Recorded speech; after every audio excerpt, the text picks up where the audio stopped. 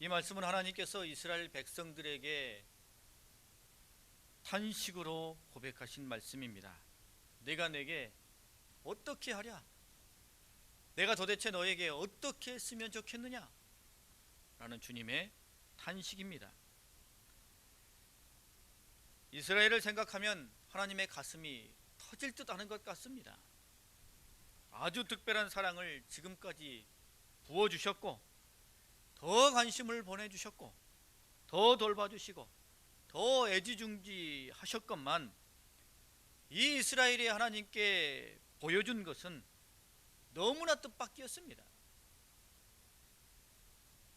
이방인들에게 보여주지 아니했던 특별한 사랑을 그들에게 해와 같이 쏟아주셨건만, 그들은 하나님의 가슴을 후벼 파며 하나님의 등에 비수를 꽂는 배신을 일삼았습니다. 어떤 의미에서는 매우 비열하고 얍삽하기까지 하였습니다. 얕은 꾀로 자기 이속만 차리려는 추악함을 그들이 하나님께 보여준 것이죠. 하나님은 이스라엘을 생각할 때마다 이스라엘이 하나님께 보여주는 그들의 태도, 즉 그들의 믿음과 신앙의 태도, 그 열매를 보실 때마다 도대체 내가 너에게 어떻게 해야 하겠느냐 라고 탄식하실 수밖에 없는 불성실한 믿음을 보여주었습니다.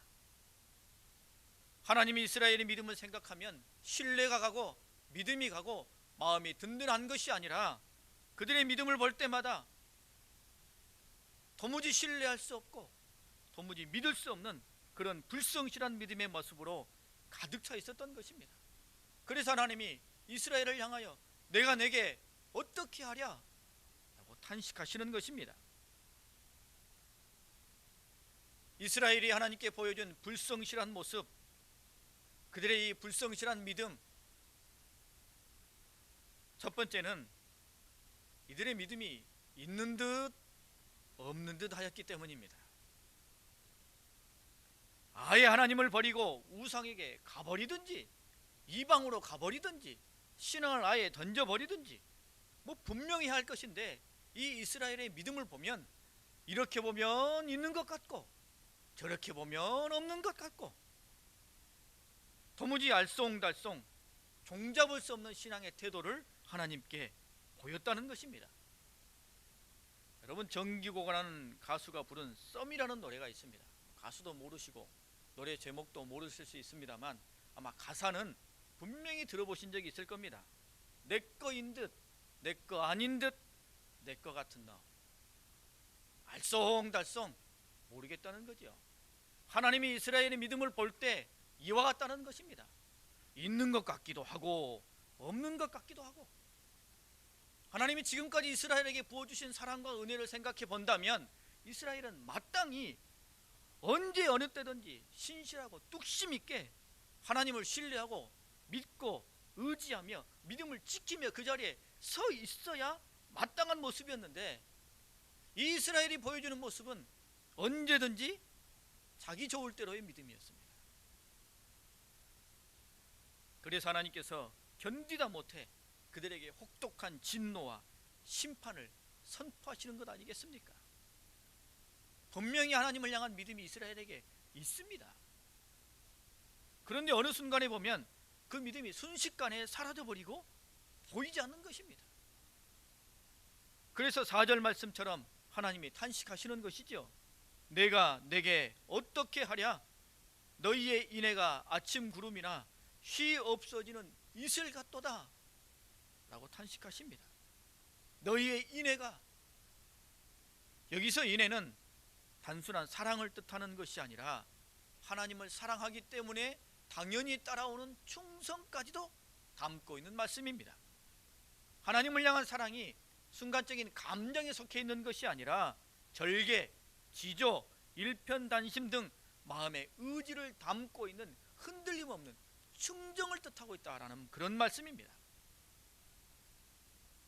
그런데 이스라엘의 믿음에는 이 충성이 있기는 하는 것 같은데 금방 사라져버리고 무기력한 믿음이었다는 것입니다.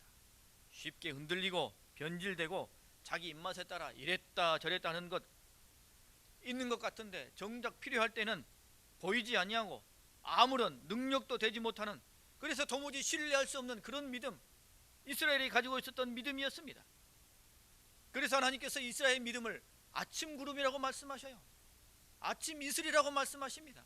바람 한번 불면 금방 흩어져 어디로 가버린지 알 수 없는 믿음, 해가 떠오르면 금방 사라져버려 흔적조차 사라져버리는 아침 이슬과 같다. 믿음은 있는 것 같았는데 정작 필요할 때 보면 그 믿음이 없다는 것입니다. 하나님께서 그만큼 사랑을 받았고 은혜를 받았다면, 권능과 능력을 받아 누렸다면, 이스라엘만큼은 어떤 위기와 역경 속에서도 하나님을 향한 신뢰와 그리고 그 신뢰의 인내를 보여주어야 하는데, 이스라엘은 그것이 부족했다는 것입니다.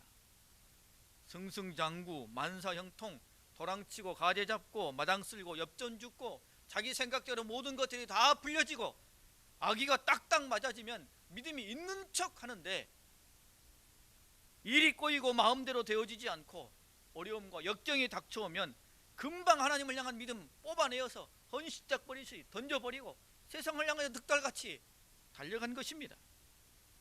어려움이 생기고 고통이 생겨 도무지 하나님밖에 길이 없으면 그때는 하나님께 애걸복걸 부여잡고 하나님 나를 불쌍히 여겨주시옵소서 그렇게 간구하고 부르짖다가도 문제가 풀리는 기미만 보이면 그 마음 다 지켜두고는 마음속에 슬금슬금 교만과 자랑이 솟아나는 것입니다.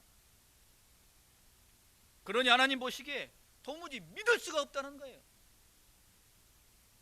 믿음이 있는 것 같은데 다시 돌아보면 도무지 쓸데기 없는 믿음밖에 없는 거예요.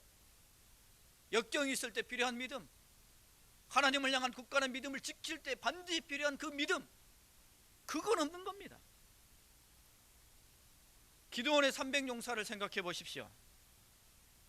그들은 기드온과 함께 미디안 군대 13만 5천 명과 싸워서 12만 명을 도륙하는 대승을 거두었습니다.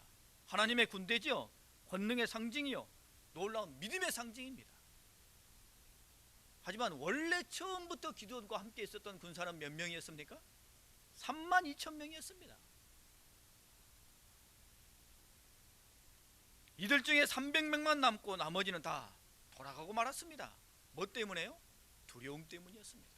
처음에는 용기 백백하고 하나님을 향한 믿음을 가지고 몰려 나왔는데 정작 전쟁터 앞에 서고 나니 두려운 마음에 도망간 것입니다. 하나님께서 도무지 그들을 신뢰할 수 없기 때문에, 그들의 그 신뢰할 수 없는 믿음을 아셨기 때문에 하나님이 미리 두려운 사람들은 가라, 두려운 사람들은 가라 라고 명령하신 것입니다. 하나님의 큰 역사를 이루는 데 있어 불성실한 믿음, 믿을 수 없는 믿음은 아무 쓸데가 없기 때문입니다. 가라. 오늘 하나님께서 이스라엘에게 탄식하시며 외치는 말씀이 바로 그것입니다. 너희들의 믿음이 있는 것 같은데 어느 때 보면 흔적도 없다는 것이죠. 부질없는 믿음, 도통할 수 없는, 신뢰할 수 없는 믿음을 그들이 가지고 있다는 말씀입니다. 이스라엘의 믿음은 또한 포장이 된 믿음이었습니다.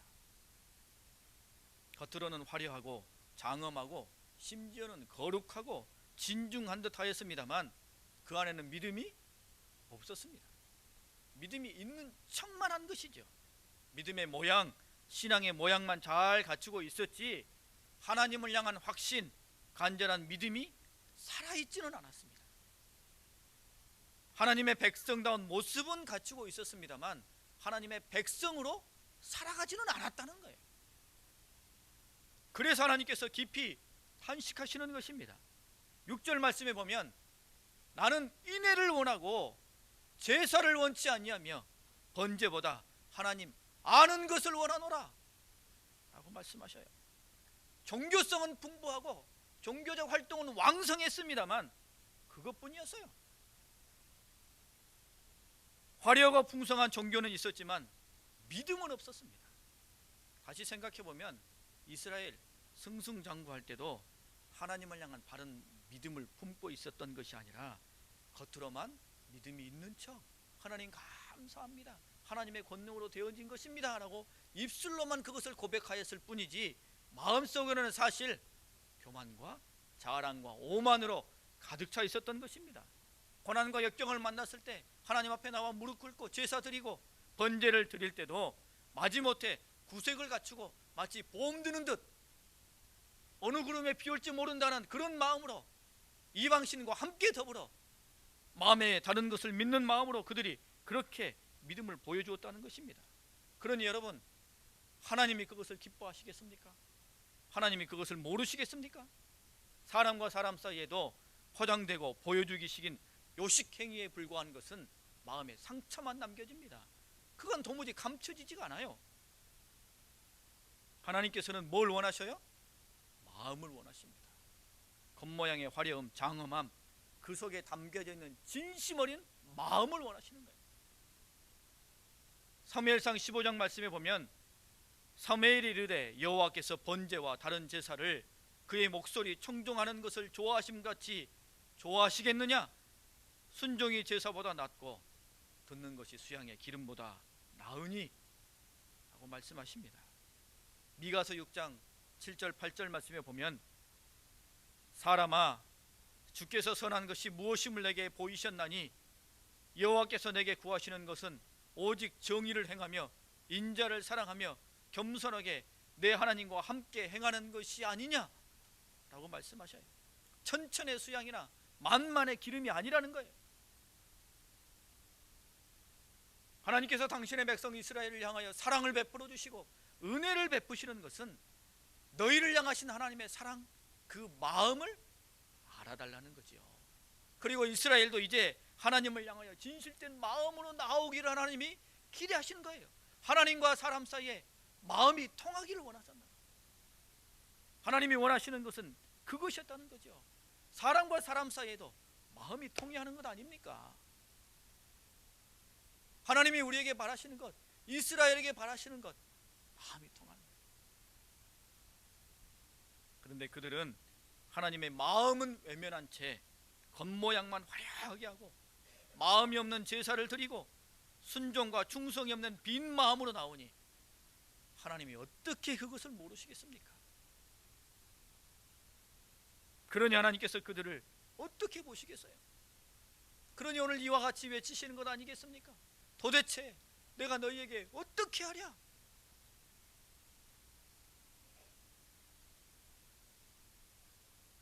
이스라엘은 하나님께 불성실한 믿음을 보였습니다.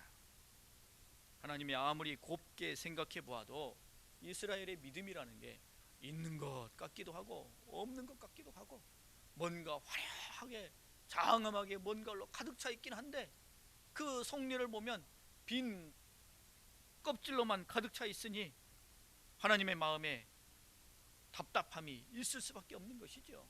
도무지 신뢰할 수 없는 믿음을 이스라엘에게 보고 계신 것입니다.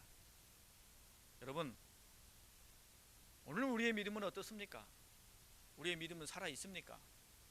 우리의 믿음은 능력이 있습니까? 우리의 믿음은 역사하고 있습니까? 믿음이란 성실, 신뢰, 한결같음이라는 뜻을 담고 있는 단어입니다. 순간의 감정이 아니죠. 그것은 믿음이라고 말할 수 없습니다. 믿음 있는 척 하지 말고 믿음을 보여야 하는 것이지요. 우리는 우리가 믿음 안에서 자라간다, 믿음 안에 거한다 라고 자부합니다. 맞습니다. 그러나 종종 우리 안에 하나님이 우리를 신뢰할 수 없는 불성실한 믿음의 모습이 있는지 우리는 우리 자신을 늘 살펴보며 돌아보아야 할 것입니다.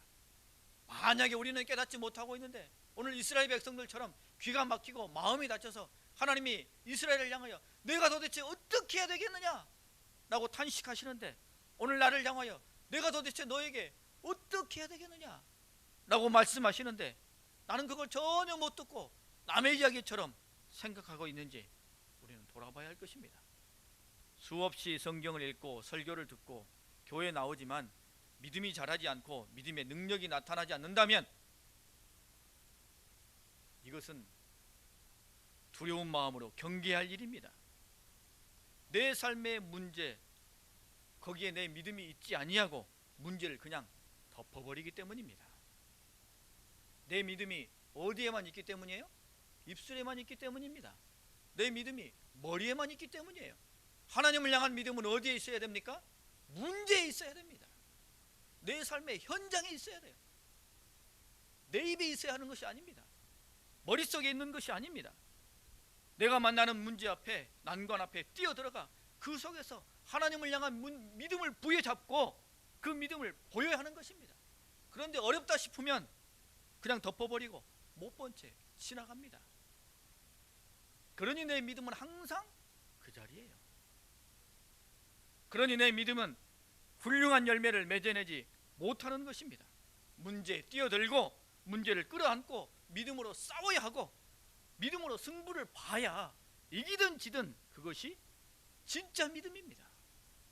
정작 중요할 때 믿음을 사용하지 않는다면 그 믿음은 하나님 보시기에는 불성실한 믿음이에요. 믿음이 있는지 없는지 모르겠다고 하실 겁니다. 하나님이 신뢰할 수 없는 믿음이 되고 마는 것입니다. 여러분, 우리 모두의 믿음이 살아있는 믿음, 역사하는 믿음, 능력 있는 믿음, 하나님께서 신뢰하시는 그런 믿음의 삶이 되실 수 있기를 바랍니다.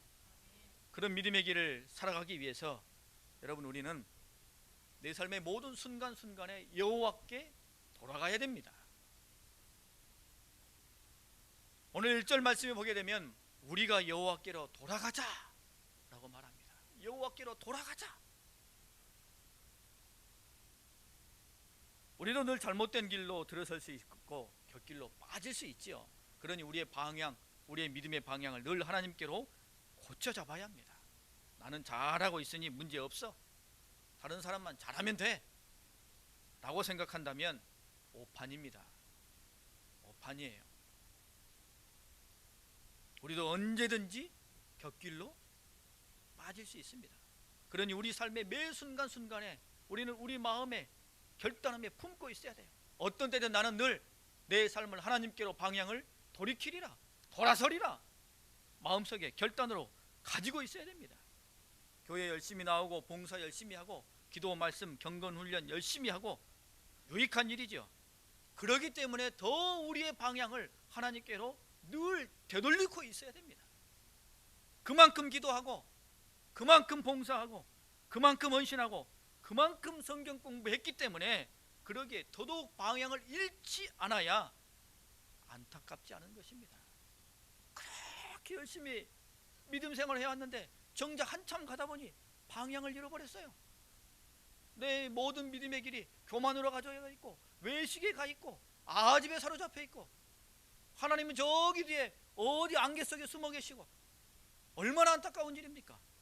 그러니 신앙생활을 열심히 하면 할수록 더 두렵고 떨리는 마음으로 우리가 하나님께로 늘 돌아가야 된다는 것입니다. 방향을 다 잡아야 돼요. 여러분, 어느 부모가 자녀가 비실비실 흐리멍텅하게 살기를 원하는 부모가 누가 있겠습니까? 하나님도 우리 아버지 아니십니까? 하나님은 우리를 향하여 어떤 마음을 가지시겠어요? 내 백성이 이 험한 세상 속에서 이 죄악 가운데서 어떻게 살기를 원하시겠어요? 흐리멍텅 비실비실 있는 듯 없는 듯? 아닙니다. 작은 믿음을 통하여서도 세상을 호령하고 빛나고 능력있고 멋지고 폼나게 살기를 하나님이 원하신다는 것이에요. 십자가를 지더라도 어떻게 해요?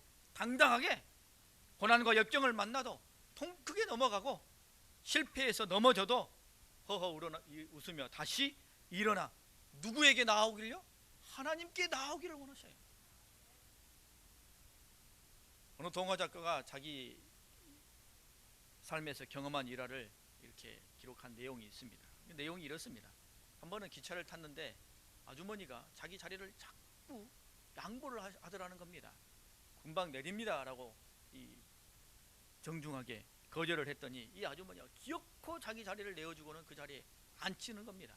그래서 어쩔 수 없이 그 자리에 앉고는 이분이 이렇게 그 아주머니에게 물었습니다. 혹시 교회 나가십니까?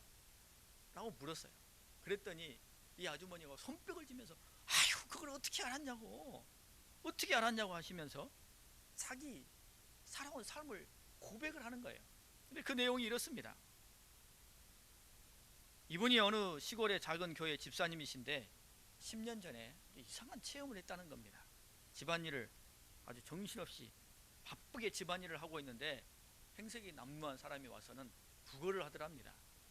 그러니까 이 아주머니가 바쁜 마음에 정신이 없으니까 지금은 바쁘니까 다른 데 가보세요. 이게 퉁명스럽게 내쫓았다는 겁니다. 이 사람이 뒤를 돌아서 걸어 나가는데 이 아주머니가 무심코 봤더니 이 사람의 뒷모습이 누구로 보였겠어요? 예수님으로 보인 거예요. 깜짝 놀라가지고 빨리 쌀 한 바구니 탁 담아가지고 뛰어나갔더니 금방 사라져버리고 없는 거예요. 다시 집에 들어와서는 엉엉 목을 놓아 울었다는 겁니다. 예수님이 나한테 찾아오셨는데 내가 그것을 문전박대했다. 엉엉 울었다는 거예요. 그리고는 이 아주머니가 10년을 하루같이 눈에 보이는 모든 낯선 사람을 누구로 보기 시작했겠어요? 예수님으로 보기 시작했어요. 그래서 예수님처럼 대접하기 시작했습니다.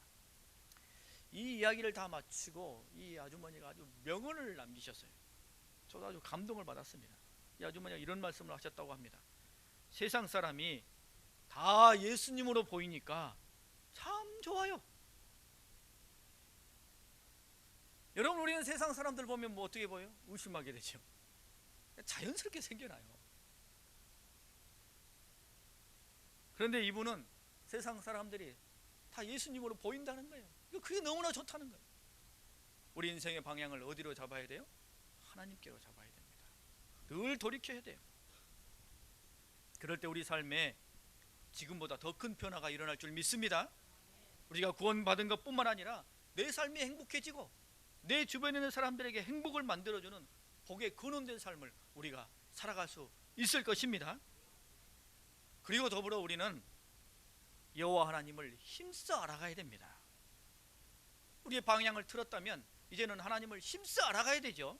3절 말씀에 우리가 여호와를 알자, 힘써 여호와를 알자 라고 말씀하셔요. 하나님을 힘써 알기 위해서는 하나님께만 집중해야 한다는 뜻이죠. 힘써, 즉 집중해야 한다는 말씀입니다. 제가 예전에 우리 교회 집사님께서 사격팀 감독으로 계실 곳을 제가 방문한 적이 있습니다. 한번 말씀을 드린 것 같기도 하고요. 사격 이 경기장도 구경하고 직접 선수용 총으로 제가 사격도 해봤습니다. 근데 TV로 선수들이 경기하는 것을 볼 때는 이제 진종호 선수가 마지막 발을 쏠 때 막 가슴이 쿵쾅쿵쾅 손에 땀을 쥐지 않습니까? 그런데 제가 직접 총을 들고 이 경기장에 서 보니까 그 어떤 것보다 뭐가 제일 중요하겠어요? 집중력이 제일 중요해요. 지금 제 옆에 감독인 집사님이 서가지고 나를 이렇게 지금 쳐다보고 있는데 총이 생각보다 굉장히 무거운데 표적지가 왜 그렇게 작은지 뭐 이런 것 저런 것에 마음을 빼앗기면 안 돼요. 그때 뭘 봐야 돼요? 오직 10점 만점 그 점만 쳐다봐야 돼요. 그것만 집중해야 됩니다. 그래야 총을 쏠 수 있어요. 제가 그 자리에 서서 총을 쏘려고 하니까 집사님이 옆에서 무슨 말씀을 하시는지 지금 총이 무거운지 어떤지 그런 생각할 겨를이 없어요. 그 표적지 10점 만점 그 까만 점만 집중하고 보고 있다가 땅 쐈습니다. 어디 맞았겠어요? 10점 만점. 여러분, 신앙인의 승리의 비결도 똑같습니다. 하나님께만 집중해야 돼요. 우리 마음이 이런저런 것에 흔들리면 하나님께서 이렇게 흔들흔들하게 보이면 여러분 하나님을 알아갈 수 없어요. 우리가 알아가야 할 하나님이 어떤 하나님인 줄 아십니까? 우리가 알아가야 할 하나님 놀라운 하나님이세요. 얼마나 우리에게 은혜를 베풀어 주시고 우리 삶을 붙잡아 주시는지 우리는 기가 막힌 하나님을 알아갈 수 있습니다. 오늘 말씀에 하나님이 어떤 하나님인지 이렇게 표현하고 있어요. 우리를 위하여 새벽에 어김없이 떠오르는 햇빛과 같다. 어김없이 떠오르는 새벽의 햇빛과 같다라고 말씀하셔요. 여러분, 정동진에 가셔서 해돋이 보신 적이 있으십니까? 새벽에 해돋이 보시죠? 그러면 이 수평선 끝에서 빨간 이 빛이 조금씩 이렇게 막 물들어져 있어요. 그러다가 해가 뽕 하고 올라오죠. 그러면 햇볕이 쫙 끝에서 제 얼굴 심장까지 쫙 하고 날아옵니다. 닫혀져 있던 햇빛이 팍 터져 나오는 것이 쏜살같이 달려오는 거지. 터져 나오는 햇빛, 그게 하나님의 은혜라고 말씀하셔요. 그 은은 어김없이 터뜨리시는 하나님의 은혜를 한량없이 받게 될 것이다 라고 말씀하고 있어요. 누구를 알아가려면요? 하나님을 알아가면 그런 복을 받는다는 것입니다. 여러분, 오늘 하나님은 이스라엘을 생각하시면서 이들의 믿음 앞에 답답하셨습니다. 믿음이 있는지 없는지, 믿음을 여러 가지 것으로 포장해 놓고 그 안에는 속빈 강정으로만 있고, 그래서 불성실한 믿음이라고 탄식하셨어요. 내가 너에게 어떻게 하랴 탄식하셨습니다. 그러기에 다시 하나님께로 돌아오고 하나님께 집중하여 하나님을 알아라, 그러면 이와 같은 엄청난 은혜를 주시겠다 라고 말씀해 주셨습니다. 여러분, 우리 삶 가운데에 어떻게 해서든지 하나님이 우리를 볼 때 신뢰할 수 있는 믿음, 그 믿음을 보이시며 하나님의 은혜 가운데 거하시는 귀한 삶이 되실 수 있기를 바랍니다.